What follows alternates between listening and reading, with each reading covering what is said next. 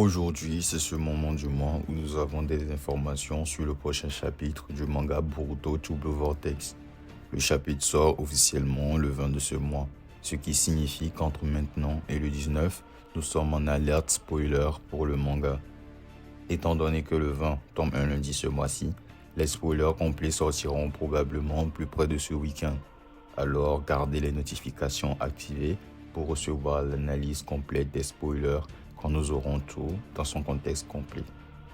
Selon le moment où nous recevrons les spoilers, l'analyse du chapitre de ce mois sera publiée soit le jour de la sortie officielle, soit quelques jours après. Avant de commencer cette vidéo, je tiens à vous remercier pour les 20 likes de la précédente. Allez, on vise encore 20 likes sur celle-ci. Maintenant, déballons ce que nous avons dans les spoilers officiels du prochain chapitre de ce manga, avec cet ensemble d'informations qui nous provient via le site officiel de Naruto. Donc ce sont des informations que la Shueisha et le magazine V-Jump veulent que vous connaissiez concernant ce chapitre. En bref, nous voyons Konohamaru en pleine démonstration de son charme dans ce chapitre et les choses s'intensifient sur ce front de la mission.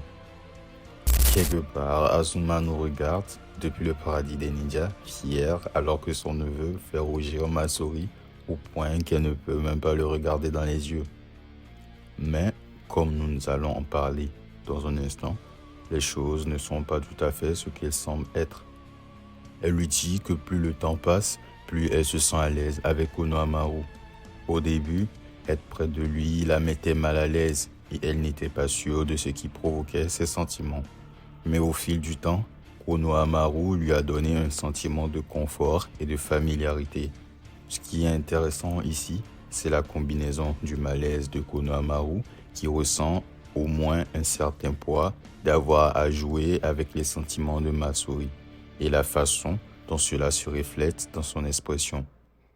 De plus, il y a cette décision de montrer un plan rapproché des yeux de Matsuri alors qu'elle dit à Konohamaru que le fait d'être avec lui a permis de réaliser qu'elle pouvait devenir la personne qu'elle voulait être à l'avenir.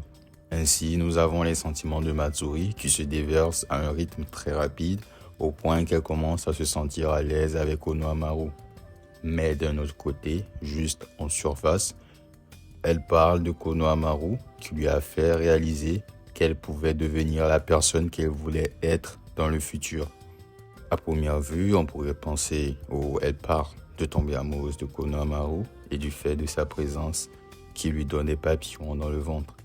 Mais il y a un rappel subtil et intelligent pour nous en tant que lecteurs. Matsuri voulait à l'origine dévorer Konohamaru. La personne qu'elle voulait devenir était quelqu'un qui consommait Konohamaru. Et c'est parce que les Shinju éveillés passent par leurs propres étapes d'humanité similaires aux étapes de croissance humaine que nous expérimentons en tant qu'humains.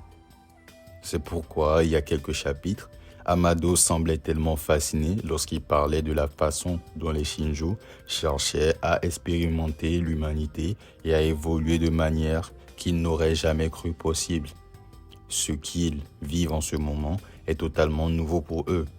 Ils découvrent tout, combattent leurs instincts à un certain degré, ou du moins essaient de rediriger ces instincts.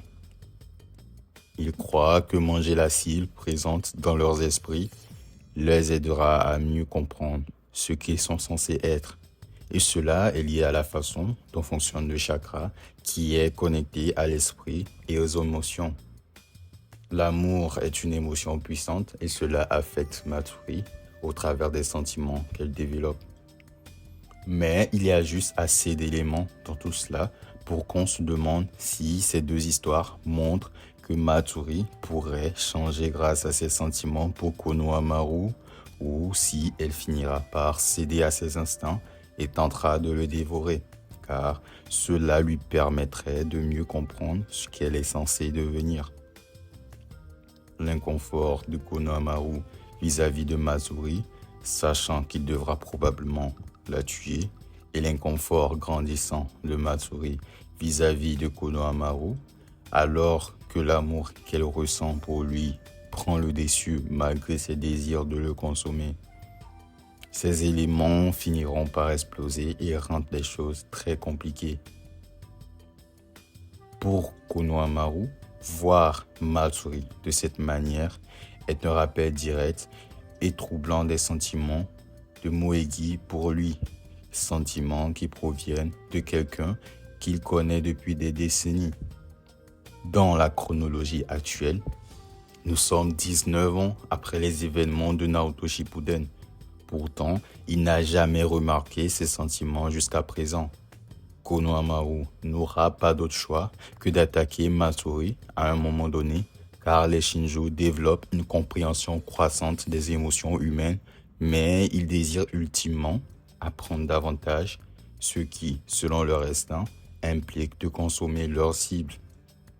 Ce qu'elle dit sur le fait qu'être avec Konohamaru la rend plus certaine de ce qu'elle veut devenir dans le futur indique clairement que nous nous dirigeons vers un point où Konohamaru devra prendre une décision difficile. Pourra-t-il séparer les sentiments de Matsuri pour lui de la réalité ou devra-t-il agir contre elle? Matsuri peut-elle surmonter ses instincts ou les laissera-t-elle prendre le dessus? Ce sont des questions existentielles qui définissent cette phase préparatoire du récit. Dans l'aperçu, on remarque que Konohamaru regarde d'un coin de l'œil. Cela pourrait être parce qu'il regarde Matsuri, ou alors il chercherait à localiser un artefact, ce qui pourrait être lié à la technologie ninja ou aux découvertes récentes concernant les Shinjo. Ce supposé artefact pourrait sembler être un facteur clé pour comprendre la vraie nature des Shinjo et comment ils évoluent. Bien que les détails restent flous, ce développement ajoute une couche supplémentaire de mystère à l'histoire. Pour conclure, ce chapitre semble être un mélange de développement de personnages et de mise en place narrative. Les tensions entre Konohamaru et Matsuri atteignent un point critique et les mystères entourant les Shinjo et le supposé artefact ajoutent une intrigue supplémentaire. Ce n'est peut-être pas le chapitre le plus explosif en termes d'action, mais il joue un rôle crucial dans la construction de l'histoire. Et vous, que pensez-vous de cette analyse? Faites-le moi savoir dans les commentaires. Si vous avez aimé cette vidéo, je vous invite à la liker, à vous abonner et à activer les notifications. Je vous dis à la prochaine. Peace.